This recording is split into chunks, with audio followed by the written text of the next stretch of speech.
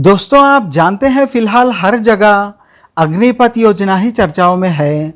अब जाहिर सी बात है, हर योजना के कुछ प्लस पॉइंट्स होते हैं और कुछ माइनस पॉइंट्स होते हैं। अब इसको इम्प्लीमेंट करने के बाद ही पता चलेगा कि एग्जैक्टली इससे फ़ायदा हुआ है ज़्यादा या फिर नुकसान ज़्यादा हुआ है।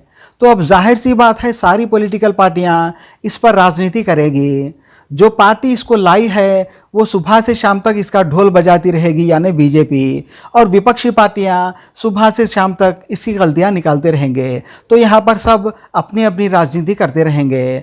जिस तरह से कल हमने देखा कि कांग्रेस पार्टी ने काफ़ी हद तक इसके विरोध में धरना प्रदर्शन किया और अलका लांबा जी को भी भावुक होते हुए हमने देखा, वो रो पड़ी थी इंटरव्यू में। लेकिन दोस्तों, मुझे लगता है अगर भारतीय जनता पार्टी ऐसी 1000 योजनाएं लाएगी और वो सारी की सारी योजनाएं मान लो लोगों के लिए नुकसानदायक भी हो, देश के लिए नुकसानदायक भी हो, और कांग्रेस पार्टी उन सारे 1000 योजनाओं के विरोध में प्रदर्शन करेगी, तो भी कांग्रेस पार्टी बीजेपी को फिलहाल नहीं हरा सकती। क्योंकि इस देश के 100 करोड़ हिंदू भाई जो है, उनकी नज़र फिलहाल सिर्फ बीजेपी और एमआईएम पर ही है।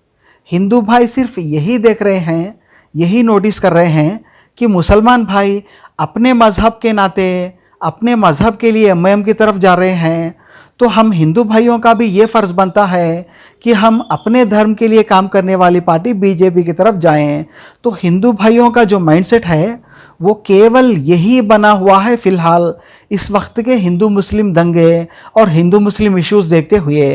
तो हिंदू भाई इससे ज़्यादा कुछ भी नहीं सोच रहे फिलहाल। तो चाहे बीजेपी ऐसी 1000 योजनाएं लाती रहे और विपक्षी पार्टियां 1000 बार भी धरना प्रदर्शन करते रहे, तो भी विपक्षी पार्टियों को इससे फ़ायदा कोई होने वाला नहीं है। क्योंकि हिंदू भाई सिर्फ अब हिंदू मुस्लिम इश्यू पर ही वोट कर रहे हैं। जैसे ज्ञानव्यापी मस्जिद हो, चाहे पुराने मुद्दे जैसे गाय का मुद्दा हो, चाहे राम मंदिर का इश्यू हो, तो चाहे कितना भी कोशिश कर ले कांग्रेस पार्टी, कितना भी सड़कों पे वो नागिन डांस कर ले, भारतीय जनता पार्टी को वो हराने की स्थिति में नहीं है। अगर वो कहीं से भी भारतीय जनता पार्टी को कंपटीशन देना चाहती है, तो वो सिर्फ एक ही काम करना चाहिए उसको, कि उसे ये साबित करना चाहिए कि एमआईएम पार्टी जो है वो बीजेपी की ही मित्र पार्टी है, जो इलेक्शन से पहले बीजेपी से फेक फाइटिंग लड़के बीजेपी को फ़ायदा पहुंचाती है।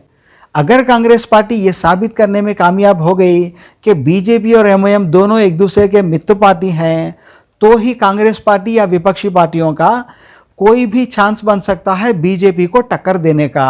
वरना मुझे लगता है 2024 इलेक्शंस में जो पुराने 55 एमपी थे कांग्रेस पार्टी के, वो भी आना इस बार मुश्किल लग रहा है। Thank you so much guys. गर्मी में आप मेरी बात सुनने आए, इसके लिए बहुत बहुत धन्यवाद करता हूं आपका। खत्म, बाय बाय, टाटा, गुड बाय, गया।